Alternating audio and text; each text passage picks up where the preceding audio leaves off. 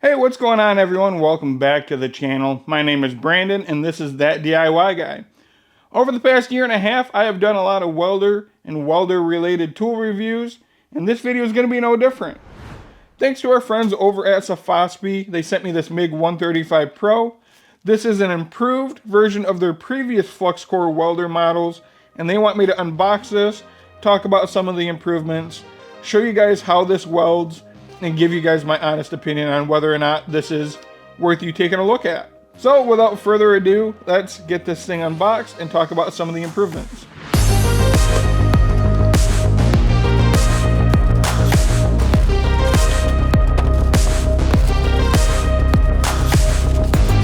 Alright, now that everything is unboxed and sitting on this table, you might be wondering what's in the envelope.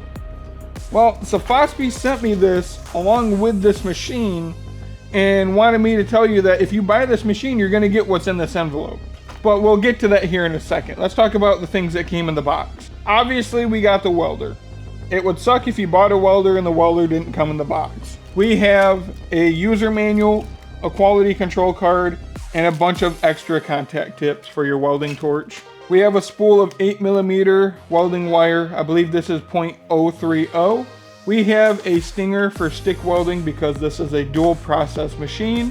It can flux core and it can stick weld. We have a MIG torch along with the tool to take your contact tips off and an extra contact tip. We have a cheap piece of crap ground clamp, and this is what they wanted me to talk to you about. What's in this envelope replaces this ground clamp. They told me that I can just get rid of the ground clamp because they want me to let you know that if you buy this machine, you're going to get this upgraded and beefy ground clamp. This is a very heavy duty. It feels good in the hand. It has a lot of clamping force, and they just want to make it very clear that if you buy this machine, the MIG 135 Pro, it might come with that ground clamp in the box, but they're also going to send you this ground clamp. And obviously, if this ground clamp doesn't come with your machine, contact Sefaspe and they should figure it out for you. Now that we've talked about everything that came in the box, let's talk about some of the improvements they made to the actual machine. The Sefaspe MIG 135 Pro has upgraded smart synergic controls. It automatically matches voltage and wire speed based on wire type and material thickness. It makes setup faster and it reduces trial and error. They upgraded the display and they improved the user interface. It has a brighter, more intuitive screen which shows real-time welding parameters. It allows for quicker adjustments and better overall control. They also improved the arc performance. They claim that this has a more stable arc. They enhanced the internal control system which delivers smoother arc starts. It reduces spatter and it produces cleaner weld beads. On the MIG 135 Pro, we control the functions of the machine by pressing this mode button. Right now we're currently on the flux core mode. We're set at 135 amps and we currently are set for .030 wire size. If we push mode one more time, it'll change us to the .035 wire size. Push it one more time and it'll go into the .040 wire size. Push mode again, it'll take us to stick welding mode. Push it one more time, it'll take us into the lift TIG mode because this machine you can also lift TIG. Back to flux core mode, we're currently set at 030. We can adjust the amperage all the way from 135 amps all the way down to 30 amps. If we go over to .035 wire size, it automatically changes our amps to minimum 40 amps. We cannot go any lower. And then our max is 135 again. If we push mode one more time over to .040 wire size, our minimum amperage is 50 amps. And then again, we can go all the way up to 135 amps. If I push mode, it's going to take us to stick welding mode. Our minimum is 30 amps.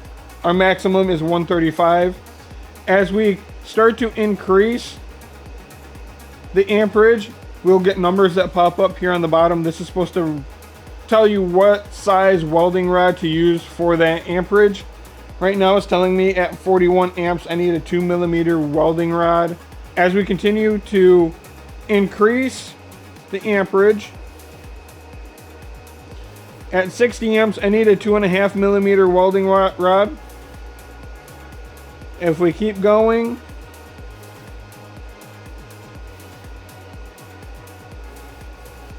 at 100 amps, I need a 3.2mm welding rod. And then that'll max out to 135. All right, right here I have some 6013 welding rod. These are 1/8 inch welding rods, and I believe this is a 3mm welding rod. There are no settings for a 3mm welding rod. It goes from 2.5 to 3.2.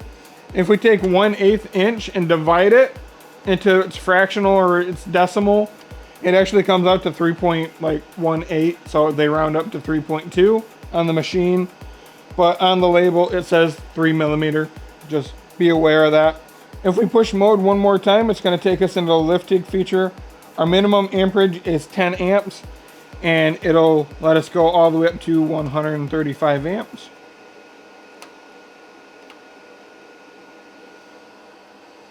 Alright, so going through the controls is pretty self-explanatory. It's pretty easy. You really can't mess it up. So if you have any questions, just go through the manual. It pretty much lays out the controls and all the different symbols, and it tells you exactly what they are and what they do. One thing to note is there is no temperature thermostat on this machine. The fan continuously runs. If that's something that's going to bother you or annoy you, this might not be the machine for you. So I'm going to go ahead and set up with the wire that came with this machine, and we're going to go ahead and lay some welds. One thing, I am not going to set this up for stick welding. I don't use 110 volt stick welders. I use them for their intended purpose, which this one is a MIG welder or a flux core welder, meaning it's gasless. I don't ever intend to use them for more than what they are. I do have 220 volt welders that I will use for stick welding if I need to. And if you're looking for a stick welder, I recommend the Sefaspe ARC 200 Pro. I did a review on that machine and had absolutely no issues stick welding with it. And it's not that expensive. So if you want to take a look at my review on that, I'll put a link right here at the top of the screen, or down in the description below, I'll link my review video to that. You guys can go over there and watch it and then come back to this, or watch this video and then go watch that one. So enough rambling on my end. Let's set this up and let's do some welding. All right, so we're set up, got the wire in there. I got some 1/8 inch plate. I'm just gonna go ahead and make a T and then do a couple fillet welds and see how well this thing welds.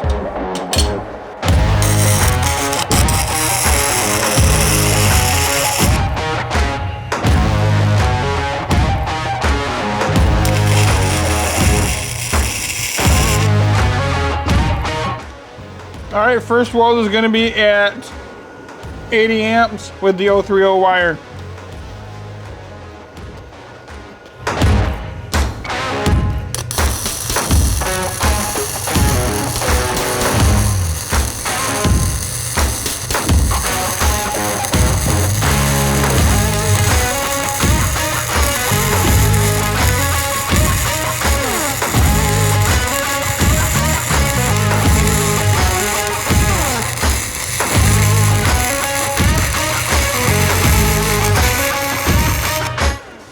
All right, there we go. That's 80 amps first pass.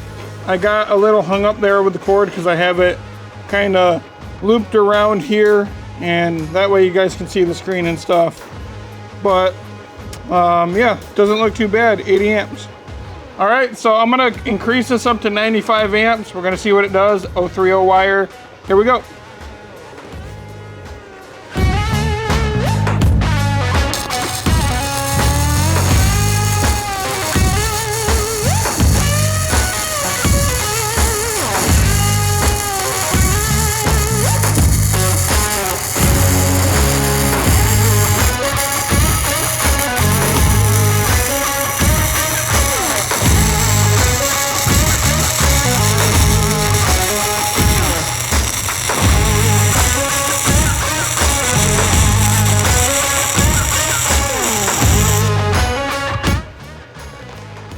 right, there we go. There's 95 amps. It looks pretty good.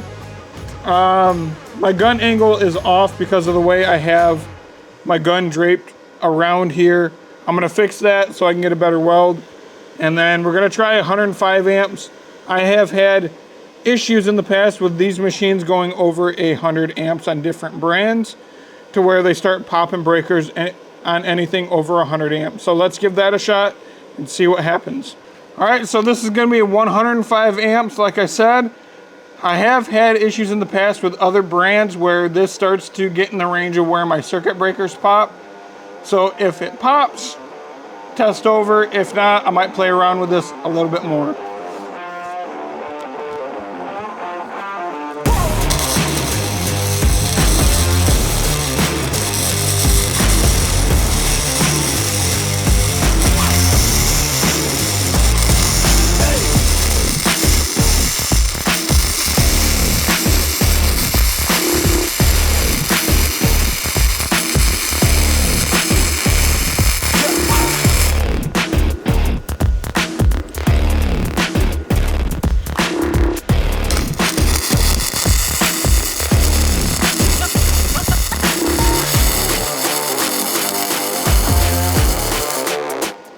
All right, there we go. There's the 105 amps. I had a weird thing where the machine just stopped welding. It shut off, and then I pulled the trigger again, and then it started, and I finished out. I don't know if I'm hitting the limits of the machine or if it's getting too hot, but I started off really rough for whatever reason. I couldn't get it going, and then it just took off. So I'm gonna flip this around. We'll do another one right here. I'm gonna go even hotter, and we're gonna see what happens. All right, guys, so I got the machine set at 135 amps. This is maxing out the machine, and we're gonna see what happens. So let's get to it.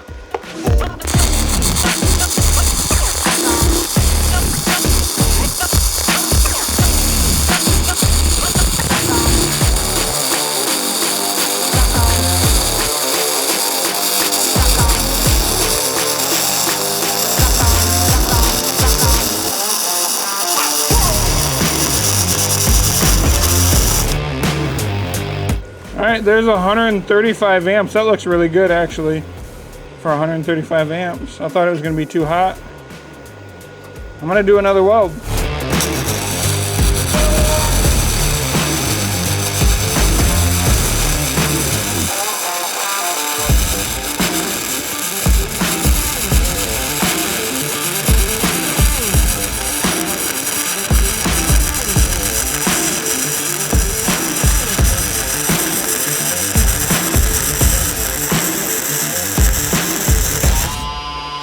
All right, there's the other pass. I went a little wider. Like I said, the wire sounds choppy as I'm going. So I think the wire speed parameters, I think the wire is just a little slow for what the amperage is.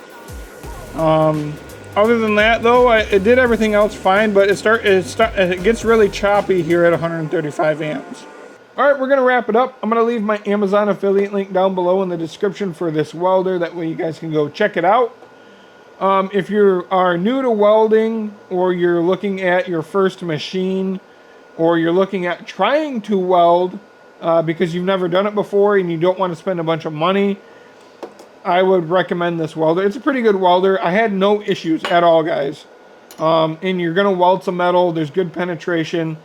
If you're looking at doing like thin work like this, maybe making some sculptures, this might be a pretty good machine for you, and it's not a lot of money. So if you are a serious welder though, you tried welding, you like it, you want to buy a machine, I recommend buying one of the bigger machines. That way you can grow into it. But if you're also not looking at spending, a whole lot of money, then this is a pretty good starter. With that being said, guys, I am going to get out of here and go back in the house and go enjoy some dinner. So I will catch you guys on the next one.